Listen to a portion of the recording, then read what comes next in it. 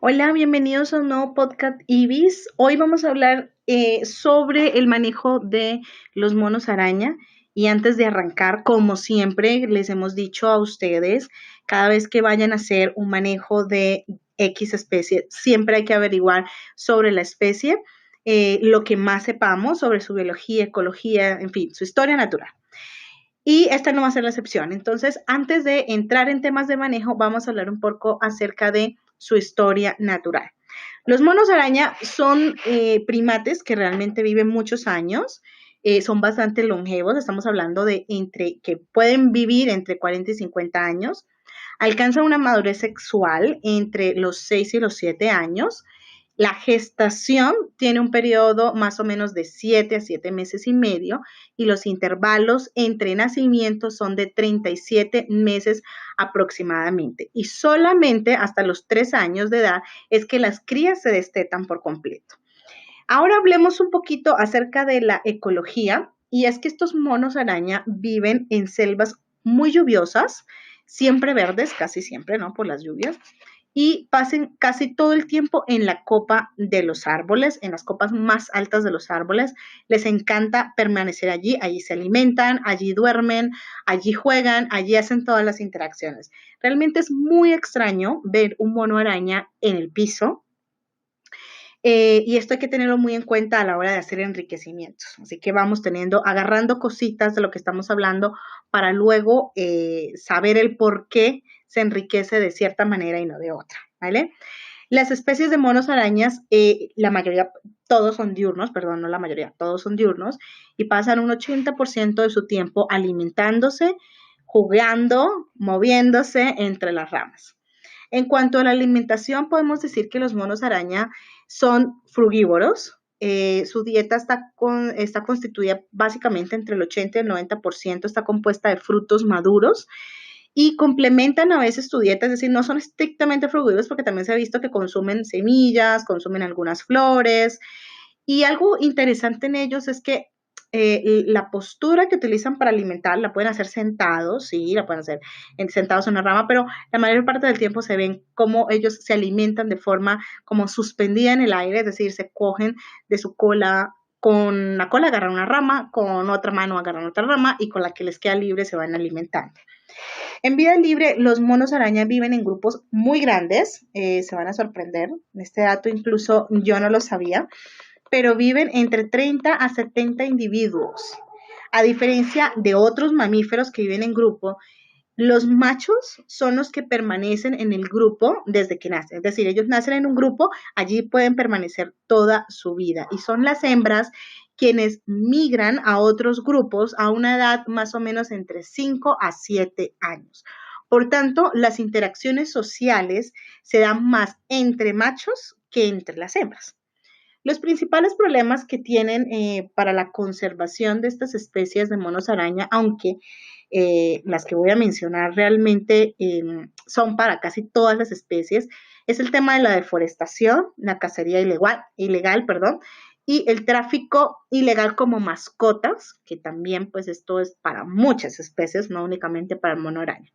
Pero a esto se le suma que estas especies tienen una tasa muy lenta de reproducción y la alimentación es bastante específica. Entonces, esto aún suma más a los problemas de conservación de estas especies de primates.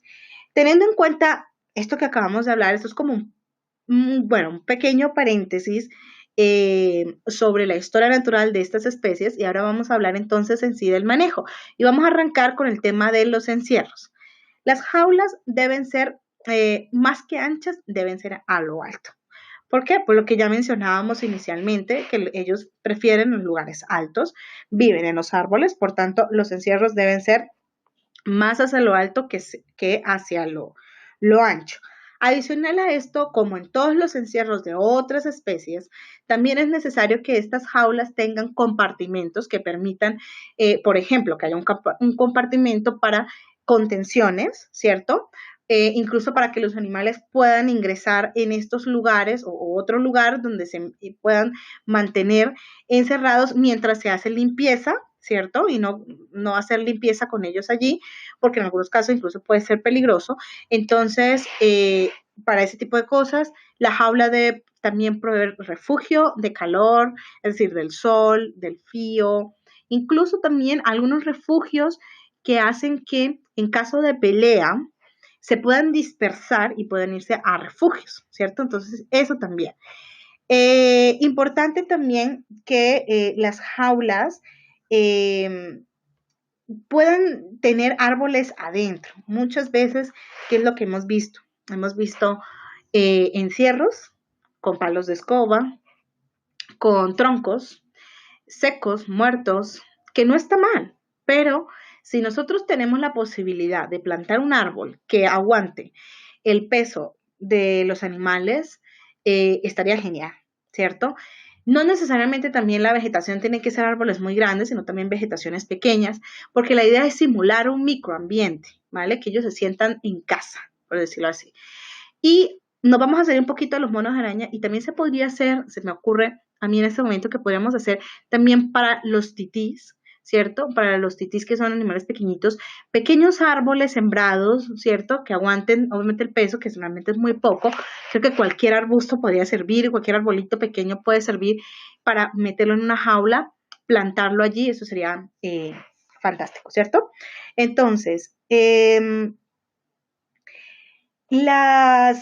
bueno, hablando también del tema de los encierros, aparte de la vegetación, de los árboles, se puede enriquecer también con cuerdas que simulen como unas especies de lianas, plataformas a diferentes niveles y que estas cuerdas y estas plataformas se vayan rotando, se vayan cambiando, porque de lo contrario, pues realmente va a ser un poco aburrido para el animal después de un tiempo, ya que se va a conocer todos los recorridos. Ahora vamos a hablar un poco acerca de la dieta. Ya habíamos dicho que estas especies de animales constituyen el 80% de fruta, y por tanto el 20% se puede suministrar algunos vegetales y también se le pueden añadir algunos suplementos alimenticios. Se estarán preguntando, bueno, pero ¿qué tipo de frutas podemos darle? Bueno, les podemos dar aguacates, bananos, mangos, melones, naranjas, tomates, patillas, sandías, y también se puede adicionar algunas frutas pues que estén en cosecha o que sean de estación, ¿sí? Eso también es importante. En cuanto a los vegetales, se les puede dar mazorcas, lechugas, pepinos y zanahorias. 2 veces a la semana se recomienda suministrar 60 gramos de monkey chow o concentrado para perros en su efecto, y también se le puede adicionar un poco de pan, ¿vale? Para que eso también lo tengan en cuenta. Los horarios de alimentación deben ser 2 veces en el día, preferiblemente en la mañana uno y en la tarde el otro. Y para presentar, antes de presentar pues obviamente el alimento, hay que lavarlos muy bien. Recuerden que nosotros tenemos un episodio de podcast también aquí en nuestro canal que pueden revisar sobre seguridad alimenticia, sobre el manejo de alimentos para evitar enfermedades. Entonces aquí no es la excepción, hay que lavar muy bien esas frutas, en lo posible dar las frutas enteras, ¿sí? Más que cortaditas en un platico, no, mejor darlas enteras, con cáscara, para que ellos dediquen más tiempo, se entretengan más tiempo alimentándose. Ya hablaremos de qué otras formas podemos presentar el alimento, ¿vale? Importante recordar que los monos araña no bajan de los árboles, por tanto el alimento tiene que presentarse colgado, no ponérselos en el suelo, en una tacita, no, sino que en los diferentes puntos de la jaula podemos ir colgando diferentes tipos de enriquecimientos alimenticios para que sea mejor, ¿vale? Hay algo que se me pasó contarles, y es que dentro de las jaulas, como en todas también las especies, debe haber una pileta de agua, un charco que provee agua fresca para que ellos puedan beber.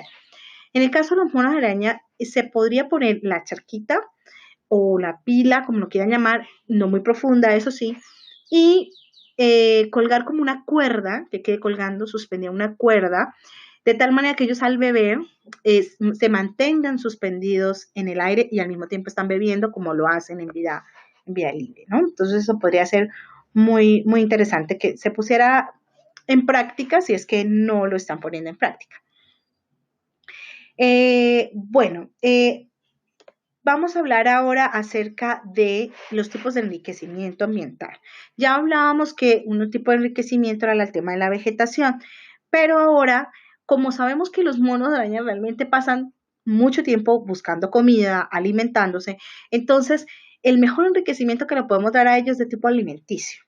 Existen una cantidad de ideas que de hecho nosotros en nuestra página web, debajo de este video, ustedes van a encontrar un link que los va a llevar a nuestro blog y ahí van a encontrar ustedes muchas ideas sobre enriquecimientos ambientales para primates que pueden seleccionar de acuerdo a la disponibilidad de material que ustedes tengan y realmente armar. Hay unos muy sencillos, otros más complejos, pero bueno, realmente vale la pena irse ahorita después de terminar de escuchar este podcast, irlo a mirar, ¿vale? Pero aquí les vamos a mencionar unos tipos de enriquecimiento alimenticio que no se los podemos dar en imágenes aquí, pero como les digo, en ese link lo van a encontrar. Y vamos a empezar con el tipo de enriquecimiento alimenticio llamado Kerplunk. Me corrigen si es Kerplunk o Kremplunk, realmente no sé cómo se pronuncia, pero esto consiste en tener un tubo de madera, hueco, eso sí. Ese tubo o ese cilindro puede ser de bambú también, la idea, y en los enriquecimientos, personalmente prefiero las cosas más naturales posibles en vez de las cosas de caucho, de plástico. ¿Por qué? Porque al final muchas veces dejamos esos enriquecimientos ahí, que es lo que pasa, no digamos mentiras, muchos de esos enriquecimientos a veces quedan ahí y se nos olvida recogerlo, se nos olvida quitarlo y el animal empieza a mordisquear, y ese plástico se lo va pasando, como ocurre con muchos tipos de enriquecimientos para los perros, que pasa igual, que se mastican el juguete y terminan comiendo plástico. Entonces, realmente yo prefiero las cosas naturales. Entonces, en este caso, este tubo de bambú, este cilindro de bambú, lo suficientemente grande como para que sea de uso de ellos. Y vamos a tapar un extremo. En ese extremo que va a ir tapado, vamos a meter las frutas, ¿cierto? Metemos primero la fruta, luego lo tapamos. En el otro extremo lo vamos a dejar libre. Y en medio de los dos extremos vamos a hacer unos huequitos y en esos huequitos vamos a ir metiendo ramitas de tal manera que hayan tantas ramas que hace que la fruta no caiga por el otro extremo. Entonces, al momento de colgarlo, el animal va a empezar a sacar esas ramas, porque ese es el reto, que él entienda que sacando las ramas van a ir poco a poco cayendo las frutas, ¿cierto? Entonces, quitan las ramas, ¡pum! Cae. No se preocupen que ahí en el blog de nuestra página en Ibis van a encontrar ese tipo de enriquecimiento. El otro tipo de enriquecimiento es un tubo de bambú, un alimentadores de bambú, que realmente son muy sencillos. Es conseguir el bambú, dividirlo en secciones, de tal manera que no se mezclen los diferentes alimentos que vayamos a poner, y en cada sección vamos a poner un huequito. Entonces él va metiendo su mano, va descubriendo que en la parte de arriba hay un fruto, que en la parte de abajo hay otro, y así, es súper bueno y entretenido. Por otro lado, tenemos los alimentadores de bolas de alambre. Este tipo de enriquecimiento realmente lleva más tiempo, se necesita ya de alguien que sepa elaborar la bola, porque es una bola de metal forrada con una malla que tiene unos huecos, entonces el primate mete su mano para irla sacando, empieza a rotar las bolas para ver por dónde puede sacar más la fruta, entonces realmente es muy entretenido para ellos, me parece que es un enriquecimiento muy bueno, pero que en algunos casos pues no se podría implementar, ¿no? Por la complejidad de la elaboración. Y por último, aquí les vamos a mencionar sobre un alimentadores de rompecabezas, que básicamente es como lo mismo del de bambú, solo que a esos huequitos que se les hicieron, se les pone como unos taponcitos, ¿cierto? Unas tapas de madera, obviamente. A mí me gusta la madera para los enriquecimientos en primates. Entonces ellos arrancan esos tapones, los sacan y empiezan a meter las manitas para sacar y comer. Entonces, esos son los cuatro tipos de alimentación que podemos utilizar en los monos araña. No son los únicos, hay muchos, como les decía, vayan a mirarlo en nuestra página y escojan los mejores y los que estén al alcance de ustedes. Para cualquier tipo de enriquecimiento hay que tener en cuenta que deben hacerse los suficientes para el número de animales que se tenga. O sea, si es un grupo grande que ustedes tienen, pues no vamos a hacer un solo enriquecimiento porque eso genera conflictos. Entonces hay que hacer más o menos, lo ideal es uno para cada uno o uno para dos, ¿sí? Pero pues que todos puedan hacer el ejercicio es lo ideal.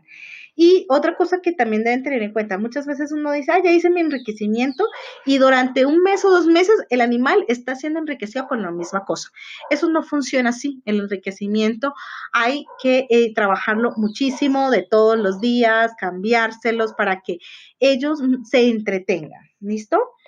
Eh, bueno, ahora vamos a hablar acerca de la composición de los grupos, es decir, cómo están en cautiverio, cómo son los animales en cautiverio y cómo son estos animales, cómo se deben mantener en cautiverio, ¿cierto? Entonces, en lo posible, los monos arañas deben permanecer en cautiverio en grupos de varios machos y de varias hembras como mínimo y de forma pues, ideal, pues, pero esto no se da en la realidad. En muchos casos no se da porque he visto muchos monos araña eh, que solamente hay uno en una jaula, lo he visto muchas veces en muchos lugares, pero lo ideal sería componer un grupo de al menos un macho y 3 hembras. En vida libre las hembras son mucho más que los machos, habiendo 2 hembras por cada macho, ¿vale? Entonces eso lo podemos tener presente. Recordemos algo importante y es que los machos permanecen toda su vida en el mismo grupo, ¿cierto? Ya lo habíamos dicho. Y las hembras son las que empiezan a migrar en otros grupos. Por tanto, vamos a tener siempre machos que están relacionados en temas de parentesco y las hembras son no relacionadas. Así que cuando queramos hacer cambios de grupo, es decir, cambiar algunos individuos de grupo, lo ideal es cambiar las hembras porque si se cambiamos los machos va a haber un problema y es que los machos son bastante agresivos cuando no están emparentados, ¿vale? Entonces, para eso vamos, para evitar eso, lo que vamos a hacer es únicamente cambiar a las hembras. Cuando necesitamos, o necesitemos, perdón, cuando necesitemos presentar individuos nuevos a un grupo, tenemos dos formas de hacerlo. La primera, y como la mayoría de nosotros lo hacemos, es poner una jaula cerca de la jaula donde está el grupo, de tal manera que ellos se vean, se toquen, se huelan, pero obviamente siguen siendo separados, ¿no? Y evaluar el comportamiento, ver que también se lo están llevando, si va todo bien, y bueno, y si todo sale de maravilla, se introduce ya en la jaula con el resto del grupo. Pero existe otra forma que realmente ha parecido bastante interesante y que ha servido mucho también para introducir un nuevo individuo, es que al individuo que se quiere introducir se puede aislar en una jaula junto con otros individuos de ese grupo al cual uno quiere introducirlo pero hay que seleccionar los individuos más tranquilos, los más amistosos, por decirlo de alguna manera. Entonces se meten a ellos en una sola jaula y de esa manera luego se presentan al grupo, o sea, se introduce con el grupo y realmente ha funcionado muy bien. Así que hay también esa opción que se puede trabajar. Es importante y hay que recordar siempre de monitorear constantemente el comportamiento del grupo en relación al individuo que se quiere introducir, ¿vale? Para tomar una muy buena decisión si realmente se puede o no introducir el nuevo integrante al grupo. Finalmente, vamos a hablar sobre los cuidados de la salud y vamos a empezar hablando de la cuarentena. Por lo general, para los monos araña, el periodo de cuarentena es de 30 días y antes de ir a un nuevo grupo se debe hacer todos los chequeos médicos que aseguran que el animal está en perfectas condiciones de salud, ¿cierto? Para evitar contagio de enfermedades. Todos los días los individuos deben ser revisados por el cuidador. El cuidador debe tener conocimiento de qué es saludable en el mono araña y qué no es saludable. Para ello se le enseña al cuidador a revisar la condición del pelo, la condición de la piel, los ojos. También es muy importante que se observe el comportamiento, las interacciones sociales que esté teniendo y el apetito. Se recomienda que cada 2 veces al año, por lo menos, se haga un coprológico, se revise su tasa cardíaca, respiratoria, es decir, aquí ya un examen mucho más profundo y eso ya implica una contención química, ¿vale? Por eso no se puede estar haciendo todo el tiempo, sino pues unas 2 veces en el año se puede hacer. Y algo que también se debe tener en cuenta es el tema del control natal, ¿vale? Entonces, eso ya va por cuenta de un veterinario, alguien especializado en el tema, que sepa qué mejores métodos de planificación o qué métodos anticonceptivos se pueden utilizar en los primates, ¿vale? En caso de que no se quiera reproducción en cautiverio. Y de esta forma llegamos, queridos amigos, al fin de nuestro podcast. Recuerda visitar nuestro sitio web con el enlace que vamos a dejar abajo para que ustedes vean todos los tipos de enriquecimiento que se pueden hacer para primates, con materiales sencillos, con otros un poco más elaborados, pero que realmente amerita esforzarse un poquito más. Y también para que visiten nuestra página, para que se enteren de todos los cursos que nosotros tenemos. Son cursos muy completos sobre manejo de fauna, sobre conservación. Realmente hemos pensado en todo lo que ustedes necesitan para entrenarse en estos temas. También tenemos jornadas prácticas, así que ahorita en febrero arrancamos con jornada práctica en Perú y en Colombia, así que no se lo pueden perder y también echen un vistazo ahí en la página para que vayan. Y si este contenido te gustó y no estás suscrito a nuestro canal, te invitamos a suscribirte y activa nuestra campanita para que sepas cuando subimos un nuevo contenido de podcast y seas el primero en enterarte. Nos vemos en un nuevo podcast IBIS.